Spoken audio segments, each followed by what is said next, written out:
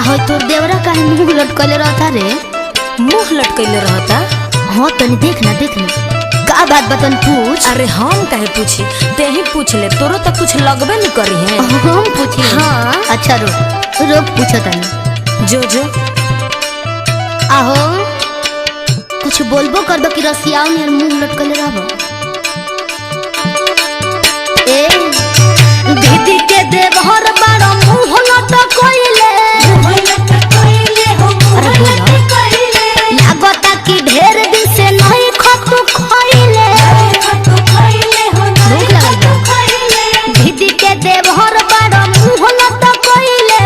लागता कि ढेर दिन से नहीं खतु खइले। तनी दिलवा के बतिया बताइबो का। जौन चाहतनी तुम करबो का मेहर के फरज निभाइबू का, रात भर संगे सुताइबू का। मेहर के फरज निभाइबू का, सब मुंह बनाल छोड़ा दे। संगे सुताइबू का। मेहर के फरज निभाइबू का, रात भर संगे सुताइबू का। यही से कहतनी हो कि शेर के बार बार ना छेड़ल जाला। अच्छा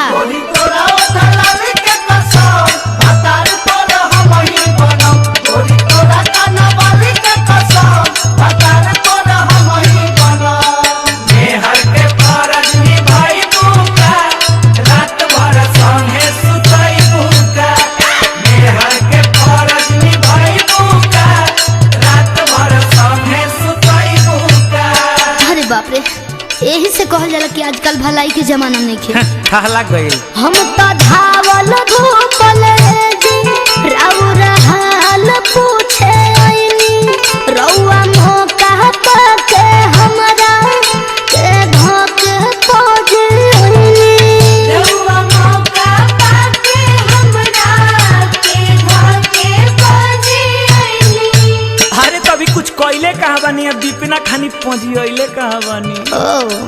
ए हमारा दिल बड़ा जानी, तू तो वाइफ खानी बड़ा। काहे छुआला पाछी लेखा छना कत बड़ा। खत्म मार दे। ओहो एकदम खत्म बाड़े सन। खबरदार हमरा देवर के कुछ कहलू तो हट सट जानी ढेर गरही बात।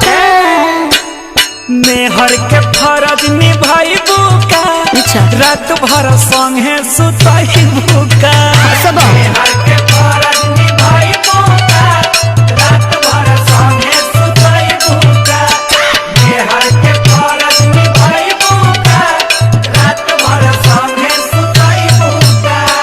भैया के साली आधा होली घरवाली, भैया के साली आधा होली घरवाली।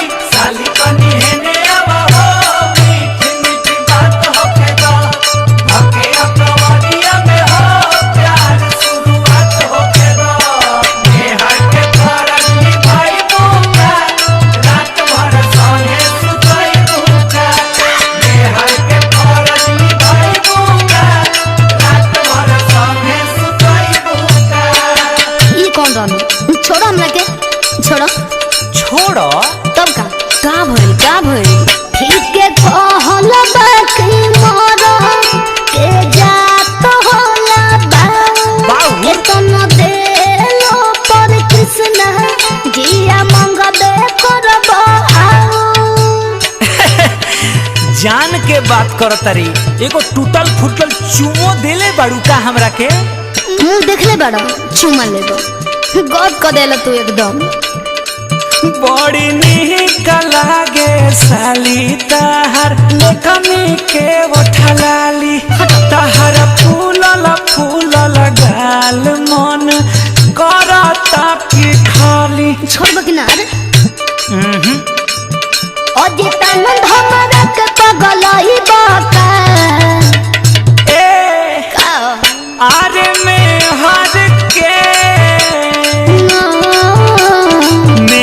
के फरज निभाइबू का, रात भर संगे सुताइबू का। मेहर के फरज निभाइबू का, रात भर संगे सुताइबू का। मेहर के फरज